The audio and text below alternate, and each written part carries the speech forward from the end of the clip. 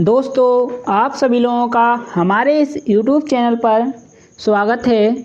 जैसा कि आप सभी लोग हमारे वीडियो की थंबनेल में देख चुके होंगे, आज के इस वीडियो के माध्यम से हम आप लोगों के लिए जनरल मैनेजमेंट के प्रीवियस ईयर्स क्वेश्चन के ऑब्जेक्टिव क्वेश्चन लेकर आए हैं। यह पेपर दोस्तों चौथा है। हम आप लोगों के लिए 15 क्वेश्चन पेपर की सेट अपने YouTube चैनल पर अपलोड करेंगे जो पिछले वर्ष पूछे गए थे।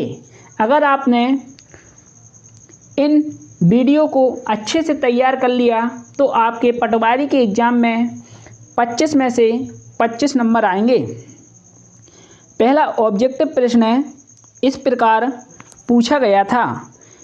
सामाजिक सांस्कृतिक वातावरण फर्म ...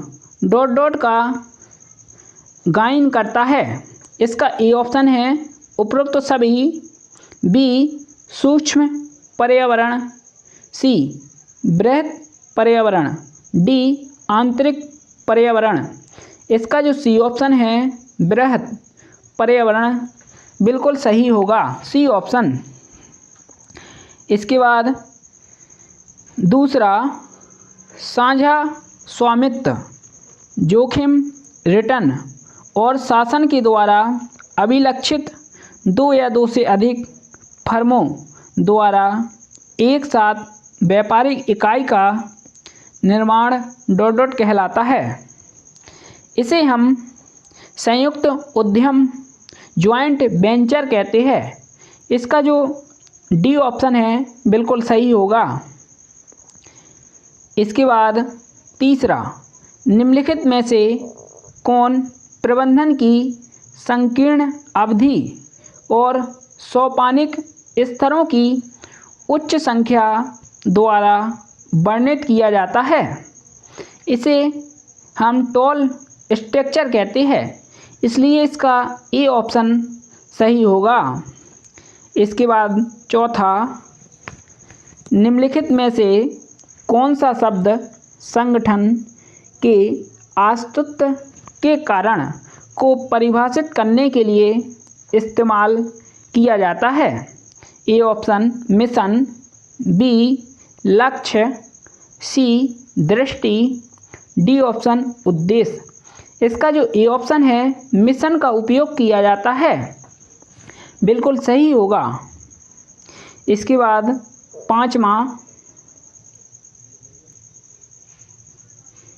एक संगठन परिवर्तन की प्रक्रिया के अनुसार इस प्रक्रिया में 3 चरण: नियंत्रण, हटाना, अनफ्रीजिंग, सीखना, लर्निंग और पुनर्निर्माण। इसका जो बी ऑप्शन है पुनर्निर्माण बिल्कुल सही होगा। इसके बाद छठवां, हर वर्ग के 2 कारक सिद्धांत के अनुसार कार्य पर्यावरण में कौन से कारण प्रेरणा को नहीं बढ़ाते हैं लेकिन इनकी अनुपस्थिति से असंतोष बढ़ जाता है? दोस्तों, यहाँ पर पर्यावरण शब्द आया है, इसलिए आप बिना सोचे समझे डी ऑप्शन पर टिक कर दीजिएगा। आपका गलत नहीं होगा, क्योंकि स्वच्छता कारण पर्यावरण से संबंध रखता है, इसलिए डी ऑप्शन सही होगा। इसके बाद सातवां, संवितरण के लिए आसानी से उपलब्ध फंड को किस प्रकार जाना जाता है? इसे नकद के रूप में जाना जाता है। डी ऑप्शन बिल्कुल सही होगा, नकद। इसके बाद आठवां पूछा गया, मूर्त सामान जो विभिन्न उपयोगों तक चलते रहते हैं और दीर्घ काल तक इस्तेमाल किए जो है निम्न कहलाते हैं। ऐसे माल को हम टिकाऊ माल कहते हैं जो दीर्घ काल तक इस्तेमाल किए जाते हैं, इसलिए सी ऑप्शन बिल्कुल सही है, टिकाऊ माल। इसके बाद अगला पूछा गया 9वां, वे माल जो प्रत्यक्ष उपयोग के लिए माल का उत्पादन करके अप्रत्यक्ष रूप से उपभोक्ता की इच्छाओं को संतुष्ट करते हैं निम्न रूप में जाने जाते हैं। उन्हें उत्पादक माल कहते हैं। इसलिए इसका बी ऑप्शन बिल्कुल सही होगा। इसके बाद 10वां पूछा गया, सहयोग, परिहार, आवास प्रतिस्पर्धा इत्यादि एक संगठनात्मक प्रबंधन में निम्नलिखित में से कौन सा प्रकार है? इसका जो बी ऑप्शन है विरोधाभास प्रबंधन बिल्कुल सही होगा। इसके बाद अगला पूछा गया 11वां, BCG मैट्रिक्स में उत्पादों के पोर्टफोलियो को मार्केट शेयर और के आधार पर 4 श्रेणियों में किया गया है। इसे हम बाजार संरचना कहते हैं। इसलिए इसका ए ऑप्शन बिल्कुल सही होगा। इसके बाद 12वां, आयु, लिंग, आय या धर्म के आधार पर एक बाजार को विभाजित करना जनसांख्यिकी विभाजीकरण के रूप में जाना जाता है। इसका जो सी ऑप्शन है बिल्कुल सही होगा, जनसांख्यिकी विभाजीकरण।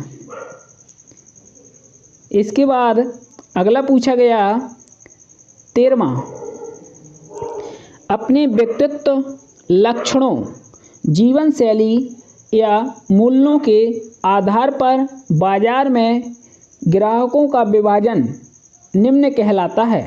इसे हम मनोवृत्तिपरक विभाजन कहते हैं। इसलिए इसका ए ऑप्शन बिल्कुल सही होगा। इसके बाद अगला पूछा गया 14,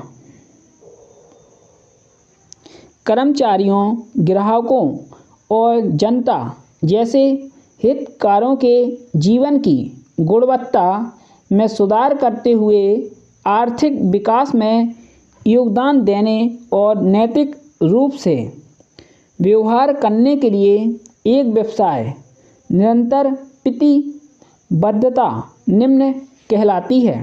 इसे हम निगमित सामाजिक जिम्मेदारी कहते हैं। इसलिए इसका ए ऑप्शन बिल्कुल सही होगा। इसके बाद 15वां, बैलेंस शीट पर रिपोर्ट की गई कुल साझा शेयरधारकों की इक्विटी को कहा जाता है। इसे हम खाता मूल्य कहते हैं। इसका ए ऑप्शन है बिल्कुल सही होगा। इसके बाद अगला पूछा गया 16, वह अनुपात जो मौद्रिक वर्तमान संपत्ति के वर्तमान देयताओं के साथ संबंध पर केंद्रित होता है, इसे हम वर्तमान अनुपात कहते हैं। दोस्तों यहाँ पर वर्तमान शब्द आया है, इसलिए आप डी ऑप्शन पर ही टिक कीजिए, वर्तमान अनुपात। इसके बाद अगला पूछा गया 17, सेवाओं और माल गुड्स के बीच बुनियादी अंतर वह है कि माल के विपरीत सेवाएं है। सेवाएं दोस्तों एक प्रकार की अमूर्त होती है संपत्ति। इसलिए इसका जो बी ऑप्शन है अमूर्त संपत्ति बिल्कुल सही होगा। इसके बाद 18, वे बिल जिनका भुगतान ग्राहक कभी संगठन को नहीं करता सामान्यतः निम्न रूप में जाने जाते हैं। उसे हम अशुद्ध ऋण कहते हैं। इसका जो डी ऑप्शन है बिल्कुल सही होगा। इसके बाद 19, एक संगठन में वह डिग्री जिसमें निर्णयन को एकल बिंदु तक केंद्रित किया जाता है कहलाता है। दोस्तों एकल बिंदु तक केंद्रित करना केंद्रीकरण कहलाता है।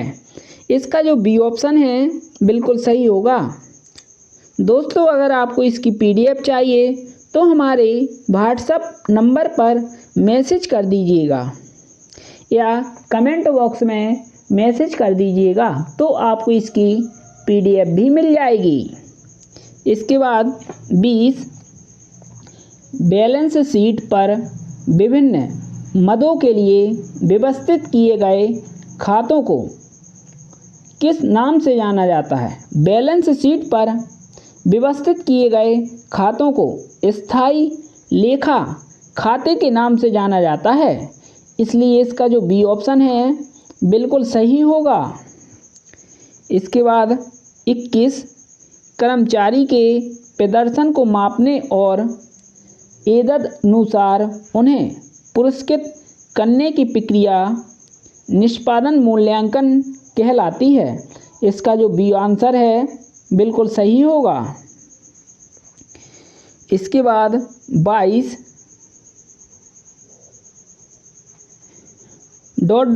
मदों की पहलता है जो मात्रा के साथ अनुपातिक और प्रत्यक्ष रूप से कुल राशि में भिन्न होती है।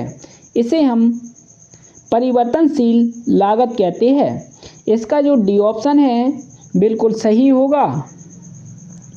इसके बाद 23 एक बाजार संरचना जिसमें एक ही फर्म द्वारा पूरे बाजार में एक वस्तु की पूर्ति की जाती है निम्न रूप में जाना जाता है। ऐसे बाजार को हम एकाधिकरण कहते हैं, यानी कि इसका जो बी ऑप्शन है एकाधिकरण बिल्कुल सही होगा, बी ऑप्शन। इसके बाद 24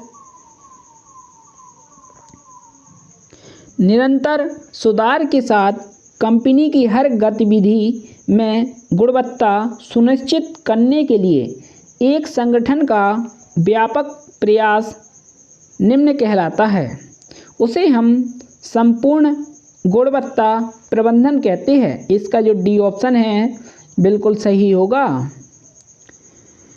इसके बाद अगला पूछा गया 25 छूता स्थापना पत्र आदि जैसी प्रशिक्षण विधियां जो कर्मचारियों को काम करते समय सीखने का अवसर देती हैं परंतु कार्यस्थल को कभी बाधित कर सकती हैं, सामान्यतः कहलाती हैं। ऐसी विधियों को हम अंतः कार्य प्रशिक्षण कहते हैं। इसका जो सी ऑप्शन है अंतः कार्य प्रशिक्षण बिल्कुल सही होगा, सी ऑप्शन।